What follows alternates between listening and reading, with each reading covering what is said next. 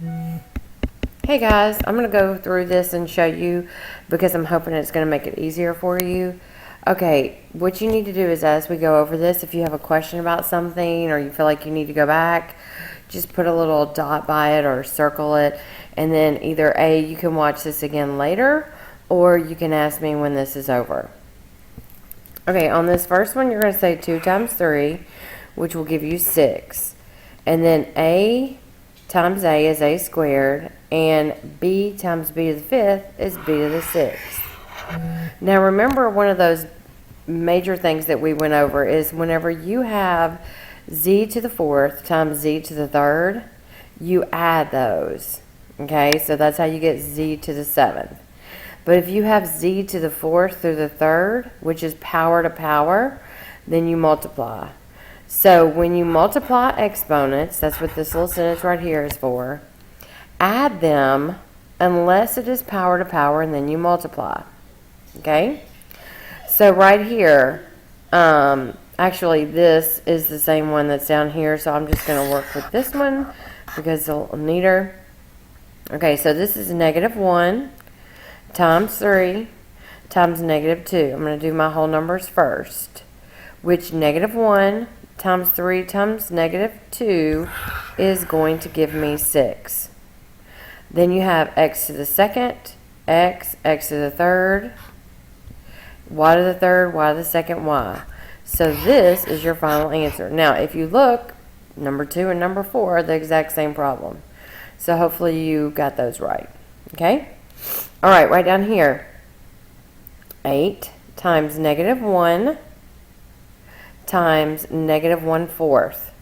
You can just go straight across with these, and you will get a positive 8 over 4, which is actually 2.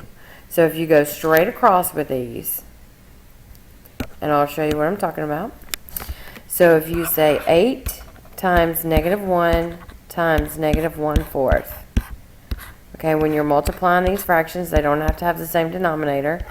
So you just go straight across and you'll get 8 over 4, which is 2. And then you just do your variables like you did before. Okay? All right, next page. Right here, when this is to the 3rd, everything inside of it is to the 3rd. So 3 times 3 times 3, which is 27. A squared 3 times. B 3 times, and that's how you get this answer. Okay? Same thing here. 2x times 2x, and then you got 2x 4 times. So that's actually 64x to the 6th. Okay, right down here, what you're going to do is have -3 to the 3rd power. So that's a -3, -3, -3. -27. And then power to power, you multiply. So this is your final answer. Right here, everything inside there is going to be to the 4th. So you go 2 to the 4th power, which is 16. X squared to the 4th, which is x to the 8th. Y to the 3rd to the 4th, which should be 12. Why do I have 9 there? I think I messed that up, kids. I did. I think I had fixed it and then I messed it up. Let me see.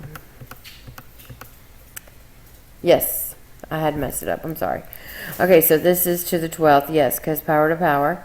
And then you keep going with it, and you would have had 16 x to the 10th, y to the 16th. Remember, power to power, you multiply. A -1 squared is just 1 because it's -1 times -1, which is a positive 1. Okay, 9 and 10. These are expressions and not equations, which means the only thing that you can do is combine like terms. You cannot solve for anything because it's not equal to anything. So you take this 3x and you multiply it to the x squared, and you get 3x to the 3rd. Same thing here. You keep going. Once you have done all three. Okay, and so here's the same thing with this one. You're going to take the 2x and, distribute it to x minus 3. And then from there, you're going to do the same thing with x. Distribute, combine like terms. Okay, so when you have done this, you're going to have 2x squared minus 6x plus 5x minus x squared. What is the only thing that I can combine? Well, I can definitely do this negative 6x and 5x, which will give me a negative 1. And 2x minus x squared is 1x squared. Okay, so remember, they must have the same variable and the same exponent for you to do that. Same thing here, distribute, combine like terms. In order to combine them, they must have the exact same variable, exact same exponent.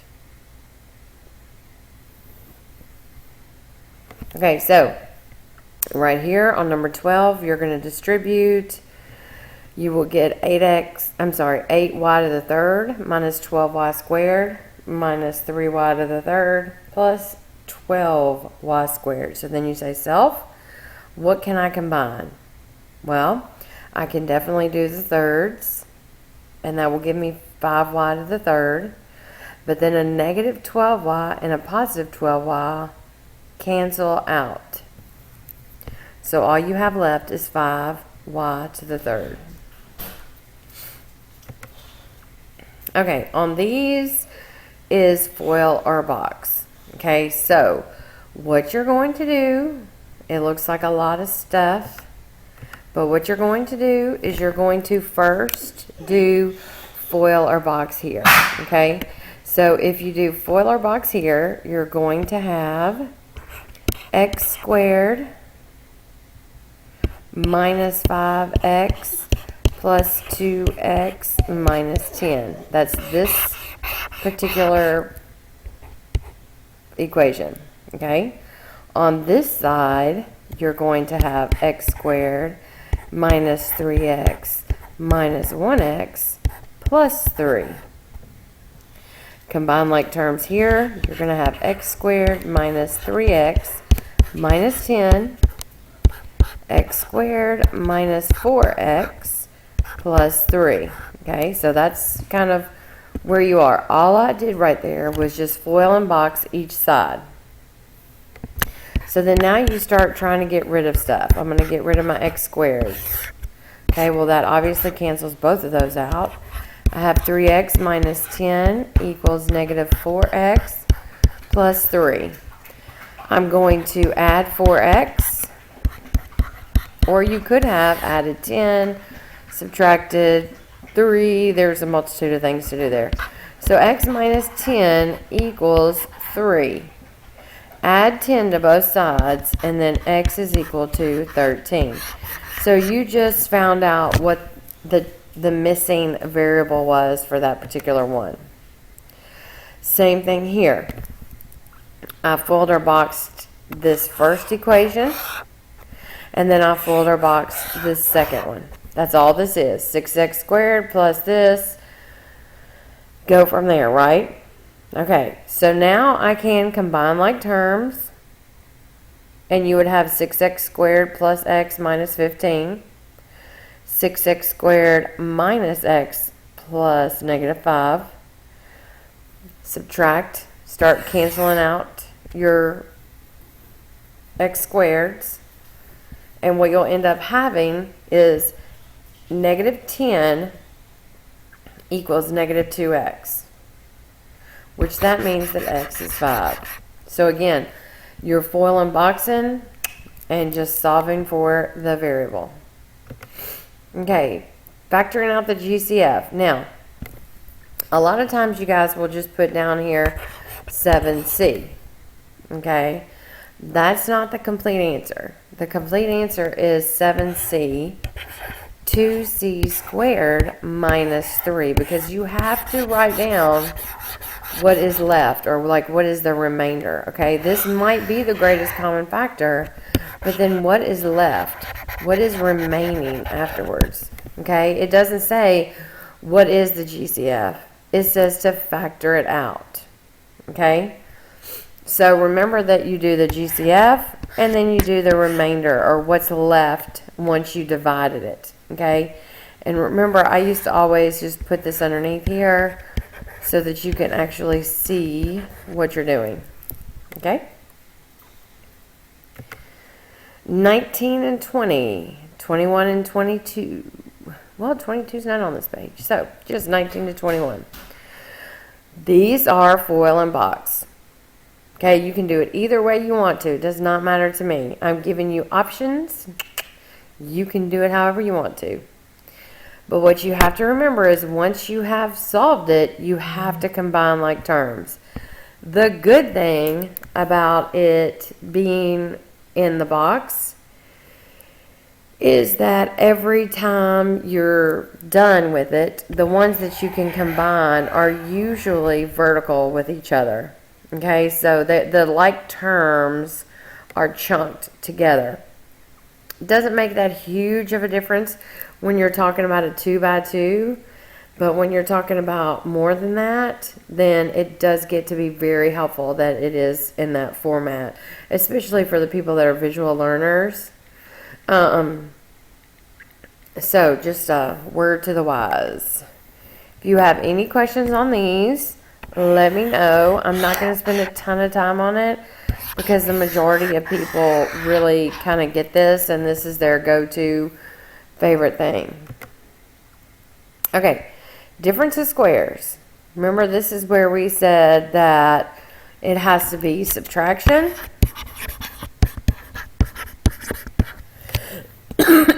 Sorry. And they have to both be perfect squares.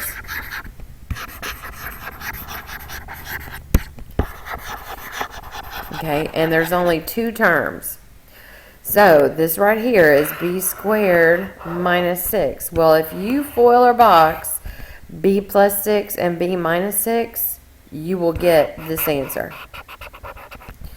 Same thing here. If you FOIL or box, then the middle term cancels out. That's the whole concept with this, is that one of the terms will cancel out. Because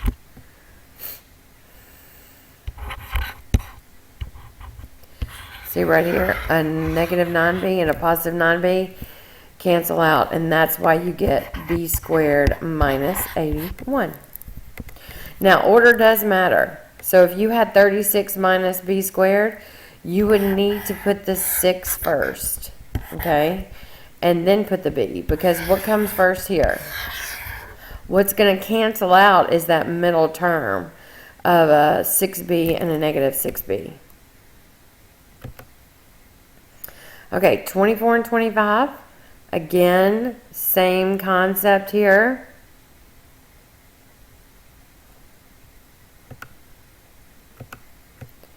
That, I think I moved over too far. There we go. It should be 64. So see, it does matter, and what we're going to make sure that you do is that because the number came first here, the variable comes last, so you just make sure that you keep that together. So here you would just need to square these two. So 2m squared is going to be 4m squared, and 3n squared is that. Okay? Alrighty, 26 and 27. Here we go. What you're doing is you are taking these and you are finding and you are graphing a line with them. Okay, so what I did here is I plugged in -1 where there is an x. So that's going to give you -3 minus 5, which is -8. Now I have my points. -1, -8. Put a dot. Same thing for 0. 0, -5. And 1, -2. Now this is my line. You could have also done it because this is in slope-intercept form, which is y equals mx plus b. You could have started at -5. And then the slope is up 3 over 1. And look, you get the exact same thing.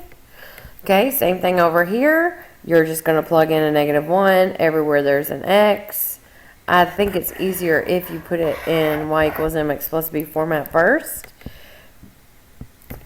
But if you had of, then you would have known that you start at -6. You go up 4 over 1, up 4 over 1. Either way is fine to do this. Okay? So that's the first 27.